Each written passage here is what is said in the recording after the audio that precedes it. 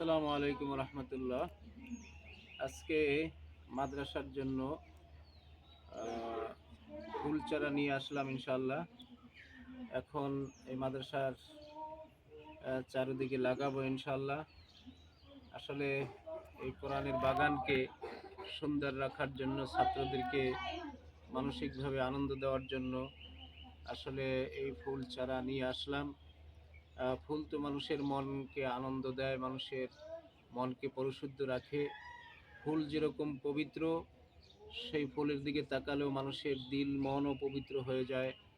এই জন্য আসলে আল্লাহ রাব্বুল আলামিন বিভিন্ন প্রজাতির ফুল আল্লাহ তাআলা দুনিয়াতে দিয়েছেন। আলহামদুলিল্লাহ, এখানে কয়েক জাতের ফুল নিয়ে আসলাম। অনেক প্রজাতির গাছ লাগিয়েছি, ফুল গাছ আলহামদুলিল্লাহ। এই যে এটা একটু আগে লাগিয়েছিলাম, শুকিয়ে গেছে। এই যে 2-1 দিন আগে এটা লাগালাম, এটা একটু আগে লাগিয়েছি। গোলাপ ফুল আছে, এই যে এই যে লাগাইছি সারি সারি, ওদিকেও আছে। জন্য ভিডিও একটু বড় হয়ে যাবে, সেজন্য আমি সব দেখালাম না। সেই সামনের দিকে খালি জায়গাগুলোতেও ইনশাল্লাহ এখানেও ফুল গাছ লাগাবার জন্য নিয়ত করেছি।